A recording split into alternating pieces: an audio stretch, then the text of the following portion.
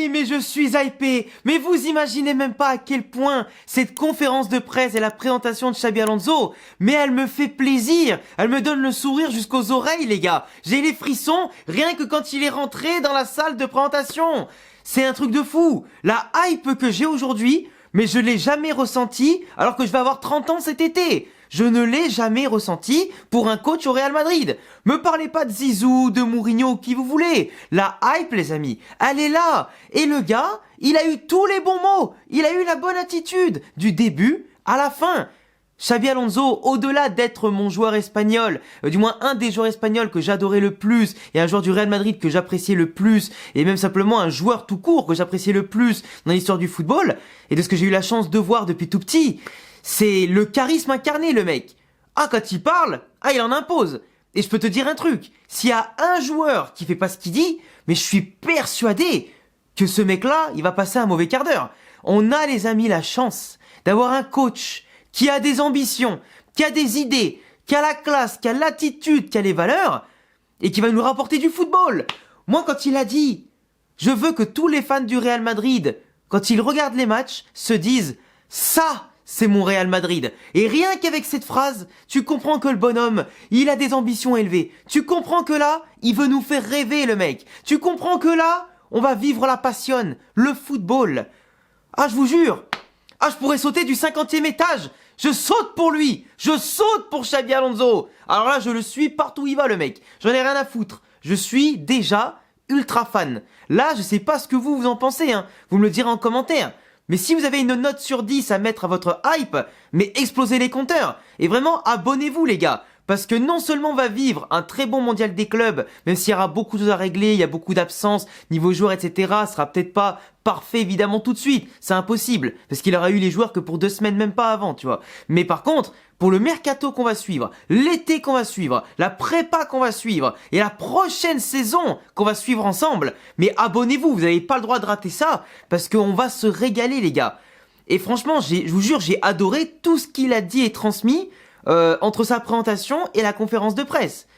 Et tu vois, le fait que déjà, il insiste sur le système en disant, peu importe qu'on joue à 3 derrière, ou à 4 derrière, qu'on joue à 2 devant, 3 devant, ou même à 5 devant, ce qui compte, c'est d'avoir un effectif collectif, proactif, et surtout dynamique, capable de s'adapter. Et c'est ça qu'on veut. C'est pas un système fixe, le football. Le football, c'est quelque chose qui vit, c'est dynamique, rien n'est fixé. Tu peux fixer des postes pour certains, mais l'ensemble, la cohérence, la fluidité, tout doit être en mouvement. Et c'est ça qui est beau. Et quand tu as des joueurs intelligents, ou que tu rends intelligents dans ton système, peu importe qui joue, tant que ça fonctionne, et que c'est en perpétuel mouvement pour le collectif, et que les attitudes individuelles sont mises au service du groupe, tu peux que gagner. Et il a raison, tu vois. Et il a raison. C'est que comme ça que ça peut marcher. Parce qu'il l'a bien dit. Si on fait les efforts, il n'y a que comme ça qu'on pourra retrouver les sommets. Et vraiment, c'est tout ce qu'on voulait. Après, évidemment, les propos, les blabla, etc., on connaît. Nous, ce qu'on veut, c'est des actes. Il va falloir prendre un petit peu de temps pour que tout se mette en place. Mais comme il l'a dit, il a déjà parlé à certains joueurs. Il sait sur qui compter et sur qui ne pas compter.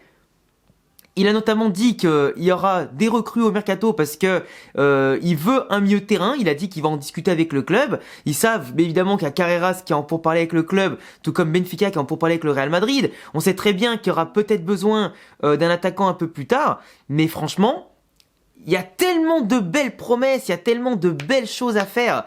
Et je suis impressionné, quoi. Le mec, il comprend où il met les pieds. Forcément, en tant qu'ancien joueur et légende du club, il sait où il met les pieds, il comprend l'ambition, il comprend l'exigence, et il sait aussi ce qu'il y a eu derrière lui. Les Zidane, les Carlo Ancelotti, il sait qu'il doit se montrer à la hauteur, et il espère évidemment l'être, et voire peut-être faire plus, on sait pas, hein. Tout peut arriver dans le football. Mais là, on sait que, même si les entraîneurs espagnols, depuis Del Bosque, ont un peu une malédiction au Real, lui, il peut arriver avec une nouvelle ère. Il va y avoir des changements en termes de quantité d'effectifs et qualité d'effectifs, mais surtout, lui, il arrive clairement. Moi, quand j'entends dire qu'il a déjà tout analysé, qu'il a déjà discuté, qu'il a déjà ses idées, qu'il a déjà tout imaginé, mais moi, je me dis, mais bravo, monsieur. Normalement, c'est le boulot qu'ils doivent tous faire. Sauf que Carlo Ancelotti, et j'ai un énorme respect pour Carlo, malgré ses déboires de cette saison, Parce qu'il est vrai que le club l'a pas toujours aidé au niveau du manque de recrues défensives, etc. C'est vrai. Mais en termes de football, il est clair que dans l'effectif, le staff de Carlo, il manquait des gens qui connaissent purement le football. En termes d'analyse football, en termes de réflexion, en termes de développement de jeunes joueurs, de tactique, et simplement d'évolution, tu vois. Là, aujourd'hui, je suis vraiment serein sur ce qui nous attend. Et franchement, que dire de plus sur le fait qu'il va vouloir être très proche des joueurs, qu'il a un œil sur la cantera, qu'il a un œil avisé sur plusieurs déjà points faibles de l'effectif et qu'il voudra gommer. Parce que j'ai l'impression qu'il n'y avait que nous les supporters cette année qui se rendaient compte des problèmes parfois individuels mais surtout collectifs de placement et de jeu que pouvait avoir l'équipe. Et malheureusement de septembre au mois de mai, on n'a vu aucune évolution. Et ça c'est la vérité. Que ce soit en Liga ou en Ligue des Champions, on n'a rien vu. Mais dans le bon sens du terme. Il n'y a que eu des exploits individuels qui ont pu des fois cacher le marasme comme d'habitude. Mais vraiment, là, quand on me dit que le Real Madrid va bien jouer avec une façon où il veut dominer avec et sans ballon, tu sais comment me parler, Chabi. Tu sais comment me parler. Tu sais comment redorer le blason, là. Tu le sais, Chabi. Voilà, putain, j'embrasse le blason, les gars, en pensant déjà à ce qu'il va faire. C'est une dinguerie. Ah mais là je crois que vous m'avez jamais vu aussi surexcité dans une vidéo. Parce que vraiment, tu vois, je repense à tout ce qu'il a dit et tout. Et même simplement tout ce qu'il incarne et aussi ce que le club incarne aujourd'hui. T'as Arbeloa qui va prendre la place de Raúl Castilla. T'as cette entente magnifique entre Arbeloa et Xabi Alonso. Et puis même moi voir les frissons de ces compilations de passes décisives, d'actions de fou et de buts qu'il avait marqué avec le Real, sa course en 2014 quand il était malheureusement suspendu pour la finale, mais que il était sauté des tribunes pour courir pour fêter le but de Bale. Enfin c'était, tu vois, c'était beau, c'était magnifique. C'était magnifique. Et là, son sentiment d'être de retour à la maison en tant que madridista et tout, enfin, c'est incroyable. Franchement, c'est incroyable. Et comme le dit Pérez, en fait, c'était déjà un sentiment qui dominait depuis des années, que lui, il allait arriver un jour à cette place-là. Parce que déjà, chez les U14, U13 du Real Madrid, d'ailleurs, il avait connu des jeunes qui sont au Castilla aujourd'hui, il les avait fait progresser de fou, ils avaient tout explosé, ils avaient tout gagné en U13, U14. Et en fait, tu vois que ce discours-là, cette facilité, et comme lui a demandé un journaliste, est-ce qu'il pense que c'est le bon moment? Il n'y a pas de meilleur moment là. Le mec à Leverkusen, il a fait un parcours de zinzin. Ancelotti part et lui, Leverkusen, ils ont eu la classe quand même de le laisser partir. C'est tout coïncide. Et là aujourd'hui, j'ai l'impression, et franchement, je vous le dis, il y a des coachs par moments, j'étais un peu sceptique. Et là aujourd'hui, je sens qu'il y a une osmose. Je crois que c'est la première fois, et vous me direz ce que vous en pensez.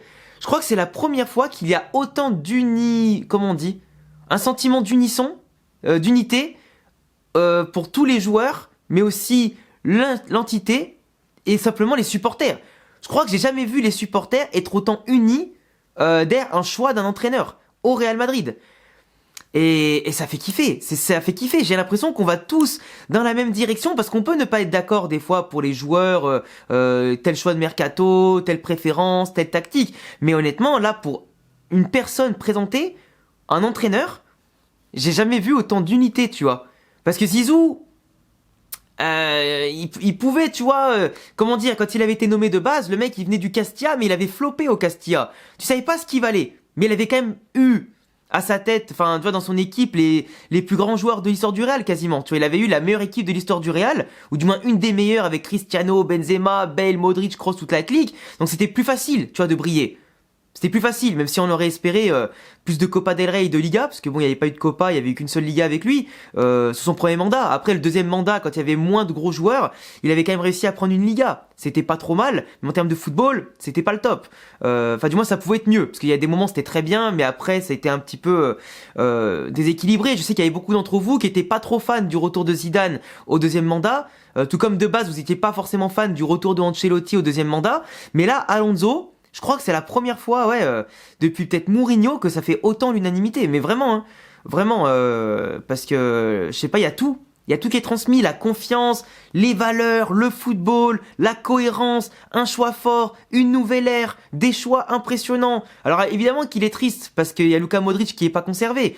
Mais comme il l'a dit, ça c'était le choix du club, il faut le respecter, et il compte bien profiter à fond, et faire en sorte que Luka parte par la grande porte, avec un trophée en plus dans son palmarès. Et ça m'a fait plaisir. Et tout comme ça m'a fait plaisir que il a respecté les travaux des anciens entraîneurs, des joueurs partis, de ses collègues en plus qui sont aussi dans les différents organigrammes du club, de la présidence qu'il a accueillie. Tu vois, il y a trop de respect. Je sais pas, il y a trop de respect, il y a trop de bons discours. Tout va bien. Tout va bien dans le meilleur des mondes. Maintenant, il faut que les recrues, elles arrivent, que le ménage soit fait dans l'effectif et que, voilà, que maintenant les joueurs comme, par exemple, Rodrigo, qu'on a annoncé potentiellement partant, prouvent à Alonso qu'ils peuvent être importants. Il a encore parlé de lui en disant qu'il allait être important, tout comme il a parlé de Vinicius et de Kylian Mbappé, il a déjà des plans pour ces deux-là. Il a parlé de Bellingham, qui le voit vraiment plus dans le cœur du jeu et vraiment fixé dans le cœur du jeu parce qu'il pense que c'est un joueur générationnel et il a largement raison. À son jeune âge, personne était aussi fort, je pense, au milieu de terrain. C'est une dinguerie absolue. Mais voilà, je pense que Xabi Alonso, comme il l'a dit, il veut tirer le meilleur de chaque joueur, des Arda, de n'importe qui l'aura sous la main, et vous allez voir qu'on va avoir une année exceptionnelle. En plus, il y aura la Coupe du Monde à la fin de l'année prochaine. Donc vous allez voir que cette saison, le Real, je dis pas qu'on va tout rafler, parce que c'est encore trop tôt, faut voir un petit peu d'ici septembre et octobre comment ça commence à se faire, les schémas tactiques, offensifs, défensifs, l'équilibre qui est trouvé, avec et sans ballon. Et si on a vraiment des schémas cohérents dans la projection, dans la construction, la manipulation du ballon, etc. et les replis. Mais franchement, je suis très hypé et je suis persuadé que s'il y a un entraîneur qui peut apporter le premier triplé de l'histoire du Real, Copa, Liga, Ligue des Champions, moi je suis sûr que ça peut être Xabi Alonso. En tout cas, je touche du bois pour que ça arrive, évidemment, mais on verra bien. En tout cas, les amis, que des bonnes nouvelles en ce moment pour le Real, après une année difficile. J'espère que vous êtes aussi hypés que moi, que vous êtes aussi contents que moi. Dites-le moi en commentaire, abonnez-vous, cochez la cloche. On va se retrouver très bientôt pour beaucoup de vidéos qualitatives. Je sors mardi ou mercredi ma vidéo d'analyse tactique du football de Xabi Alonso et les possibilités qu'il aura. Du coup, ne ratez pas ça. J'attends vos petits pouces bleus, vos petits commentaires et à très vite pour de prochaines vidéos. Ciao les gars.